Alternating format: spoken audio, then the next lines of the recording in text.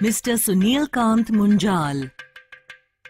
It is indeed a great privilege to introduce Mr. Sunil Kant Munjal to this august gathering. He is Joint Managing Director of India's largest two-wheeler company, Hero Motor Corp Limited. He is responsible for developing growth strategies and implementation of new business plans for the group. In addition, he is Chairman of Hero Corporate Service Limited and BML EduCorp Services. An industrialist of high repute, he is an advisory board member of the UK-India Business Council, sits on the board of the Indian School of Business and is a member of the Board of Governors of IIT Ropar. He also serves on the President's Council at the University of Tokyo.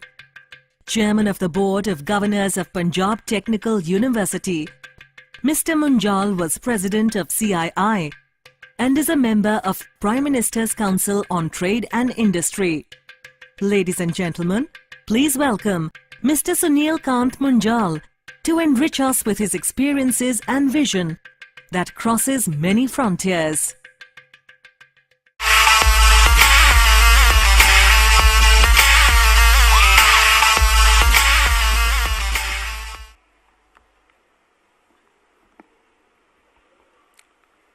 Thank you. Good afternoon, ladies and gentlemen. And good wishes and compliments on not just the conclave, but also the theme that you have chosen for this conclave, India 2.0. For a very long time, we have talked of India's greatness in its long distant past or its potential. I think we are, all of us, alive at a unique time in history when there is really time to realize that potential of India 2.0. I'm going to stray a little bit from the theme that was given to me, if it's okay with the organizers here. What I would like to do is ask all of you, especially the youngsters in the audience, what is it that concerns you right now? Thank you. What is it that bothers you? What do you think might hold us back for realizing our true potential of India 2.0? If you don't mind, can we have some lights on in the hall? I'd like to take those down, and as I talk to you, I'll try and address those comments, questions, and concerns. If anybody has one, kindly raise your hand. I can see, I don't know if you can get a mic to you or you can just shout the comment across. I hope that's not a problem. Is that okay? Yes, please. Sorry? Indian political structure. Okay. Corruption. Yep.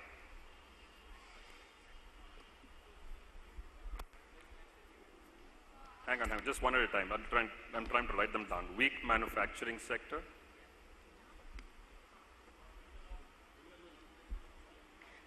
I guess we are lacking in right approach. Yeah, go ahead. Yes, we are lacking in right approach. We're not going in a direction and we're not getting that guidance. I know, something is lacking. Okay. There's a lady here who's been trying for a while. You may just try.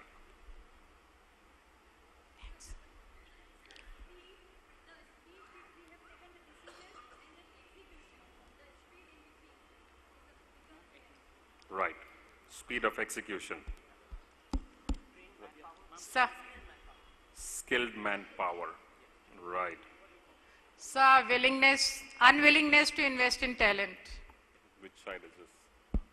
Our unwillingness to train the talent and invest in the youngsters. Okay. Hello. Welcome, sir. I'm Dr. Kalpana Agrawal. I'm from Prestige Institute of Management. What I feel is in our youth, there is lack of doing something. They don't come forward. they are very lethargic. They don't want to come out of their comfort zone. This I feel in Indians. Okay. Sorry, labor reforms. Okay. Hello, sir. My name is Rashmi Gajra. I just wanted to ask you, how is it that we can compare our manufacturing to China? How can we make Indian products more competitive? How can we cut costs? And, you know, we are superior quality-wise, that is definite. But it is because of the costs that we lose out on our sales. How is it that we can address that? What are the SOPs the government can give, and what are the breaks we can have? Thank you. Right. Mr. Munjal, I'm a doctor. The largest number of road traffic accidents we see in hospitals across the countries are from two-wheelers, and youngsters are riding them. Yep. What do you think companies like you can do to decrease this? Right. Okay. Sir? Yes. Sir? So my concern was the judiciary and police are two important support for the people. Their independence from politics. Like recently we have National Judiciary Appointment Commission proposed, which includes Prime Minister and the leader of opposition as well. Why are they have to be included in the selection of Supreme Court judges? All right. Hello, sir. For me, one of the major important points would be how do we ensure sustainable growth and development, taking along all the sections of the society and the environment. Right. Sustainable and inclusive growth.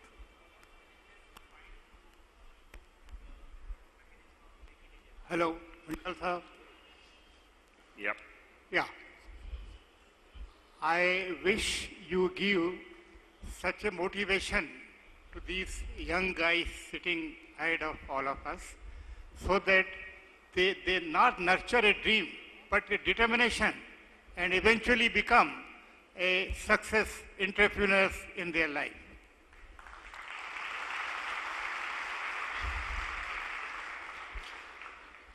Hello, Munjal sir. Good afternoon. I think we are lacking behind optimum utilization of the resources. In terms of the population which residing in villages, they don't have the enough resources, and उनको कैसे आगे बढ़ाया जाए जो गांव में जनता जो है रहती है, वहाँ के जो युवा यूथ हैं उनको अपलिफ्टमेंट अगर मिले, रिसोर्सेज मिले तो they can play a very important role to contribute in developing our country. Okay. Hello, sir. I want to ask that growth of India lies in capitalism or socialism? Okay.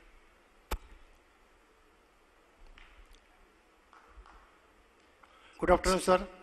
I am Srivas from SP Management Consultant Indore. Just a question. Can there be two separate platforms for political setup and like industrial or growth-wise setup, so that growth cannot be hampered when the political parties play their games? Afternoon, sir. So just welcome in Indore. My question is related to the education system of India. I dream the education should be like that we don't have to lease our submarines and ships from Russia for the 12 years. It should be just like we should made in the country itself by ITs and NITs sort of. Okay.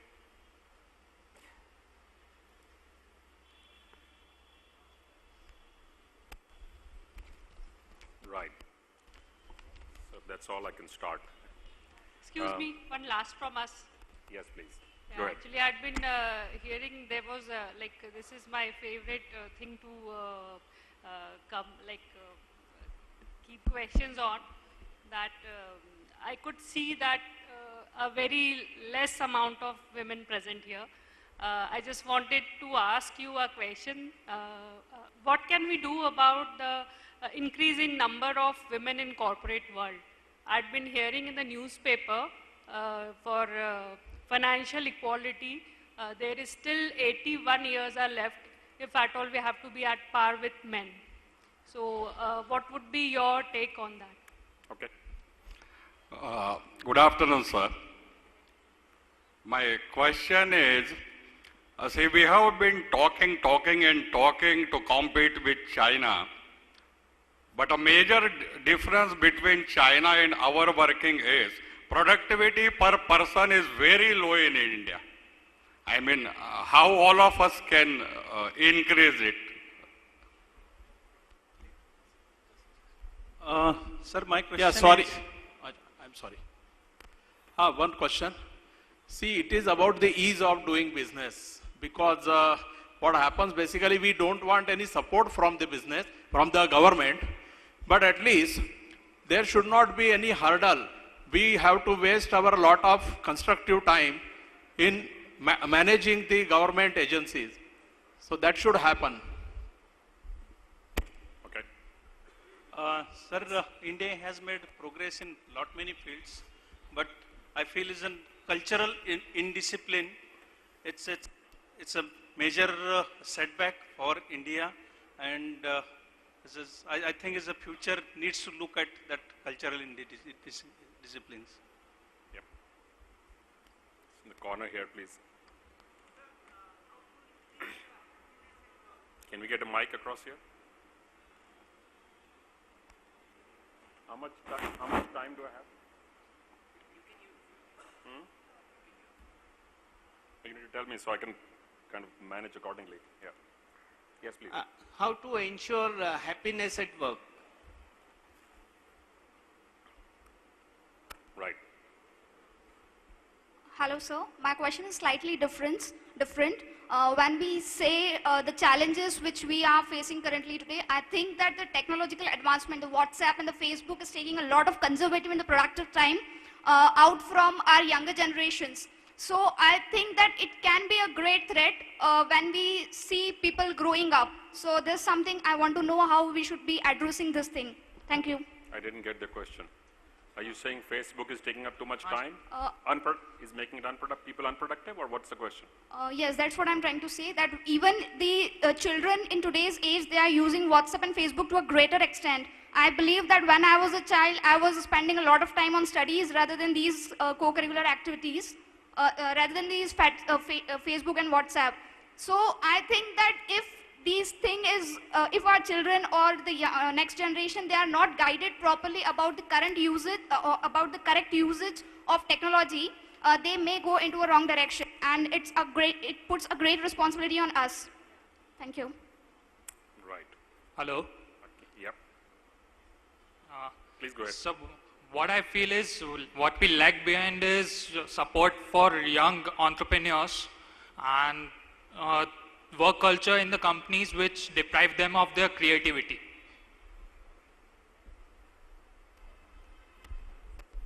Hello. Yep. Okay, thank you. Actually, I don't need to say anything. All of you collectively has said all that needs to be done. We can actually fix our problems if we focus a little bit on what these are. I don't know the exact number, about 25 or 28 comments and questions here. If you look back at India, we are a nation which actually taught the world how to do business. We were the first country in the world to set up a multidisciplinary university. We were also the first country in the world to have a university which taught men and women together. We also set up the first liberal arts university in the world. We were the first country to invite students from overseas. We had more than 30 countries who used to send students to educate themselves here in India. We taught the world navigation. We taught the world trigonometry. We taught the world the digits, the zero. We actually designed the button. I don't know how many of us are aware. The button was first made in India. If you go down the list, we actually taught the world how to do plastic surgery, cosmetic surgery. The list of achievements of India and Indians is very, very long. And it goes back, a long way back. And somewhere along the way, we kind of lost our way. Our current state, or what we are trying to do now, is in a sense trying to come back to where we were about 250 years ago. At the end of the Mughal period, when the British came to India, as a single nation, we were doing 21% world trade, single nation. And Great Britain, as it was then known, was doing 1% world trade. In 1947, when they left India, they were doing 21% world trade. And what do you think was left behind? 1%. So it was actually an economic subjugation.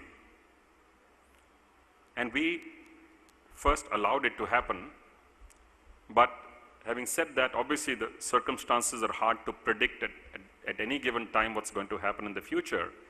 But on hindsight, we all get smarter. We can now see what happened in that period. We can also see that when the British left, they left behind 2 or 3 great assets, like the Indian railway system, which connected all of India, the English language, which has now become the world's business language, but they also left behind a bureaucracy. We ourselves turned this into a fine art. It is our bureaucracy, in many ways, which people believe was a know-all bureaucracy, which was supposed to support the system for development, but also became all-controlling. In a sense, was telling you, I am telling you what's good for you. Therefore, I will do the allocation of resources. I will tell you, there are lots of young people here you may or may not realize, but not too far back in India, every industrial and every economic activity was completely licensed. The government would give you a license which would tell you what you can make, where you can make it, and even how much you can make. If you made too much, this is, by the way, quite unique. We were the only single case in the world. If you were over-efficient and you made too much of anything, you got penalized. We have, in one of our companies in Ludhiana, a case still running, and by the way, this case projects. The Delhi-Mumbai corridor, for one, is a larger project than any infrastructure project ever conceived on this planet. And we have a series of such projects. We have the Kolkata-Amritsar project, we have the Mumbai-Bangalore project, we have the Chennai-Bangalore project. There are a series of them besides ports and airports, etc. So our recommendation to the government is, please don't try and tinker with the present laws, regulations. Please write them afresh. And then get Indian IT companies who are writing this and doing these jobs for other countries to come and do this for India, to write this system so any one of us can apply for a government permission online, and it must be incumbent upon the government to either ask a question or respond, or within a fixed time frame to assume if they have not responded that permission is granted. And if legislation needs to change for it, let's do that. Who changes legislation? Who makes it? And I can tell you, we, all of us together, have to make this happen. It is not the government. The government is the people we choose. The government is the people we put in parliament or in our assemblies. That is our responsibility, and that is why it is important that on a day like this, when Delhi had the election, I don't know how many have come from Delhi, that each one of us goes out and makes the effort to say, this is the individual I think should stand up and be counted. He or she is the one who will make a decision for me. We also, and I'll just make the last comment, somebody raised an issue on gender equality, I think. I think it's an absolutely critical point. We don't often understand, this is the smarter half of our population. The women in India are so smart that most times they allow the men to think they're smarter. They're truly very, very smart. And it is a shame that we have not been able to take full advantage of using this bright, smart half of our population and the energy that they bring.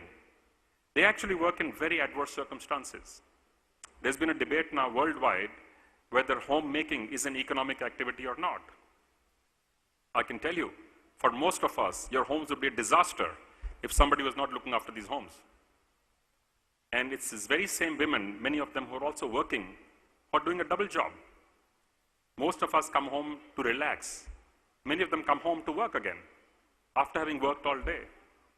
So we need to find a way to productively use this energy, this innate sense of emotion which they bring along with them. Because as a nation, we need to pull forward. But at the end of the day, we have to remember, it is all about people. You might build the best companies. I was just asked this question outside this room before I walked in. You might build the best factories. We do, by the way. We believe we build outstanding factories. We use some outstanding technologies. We try and build the most contemporary plants in the world. But it's not about these machines. The people are the only asset in our companies which is appreciating over time. Only single asset. Everything else that we're using is depreciating with time. With their experience that they're getting, with the exposure that they're getting, people continue to get better. It is therefore important for each one of us as a responsible citizen of the world, not just of India, to continue to use this knowledge that we have productively to help ourselves, our nation, and all those around us. Thank you very much and good luck.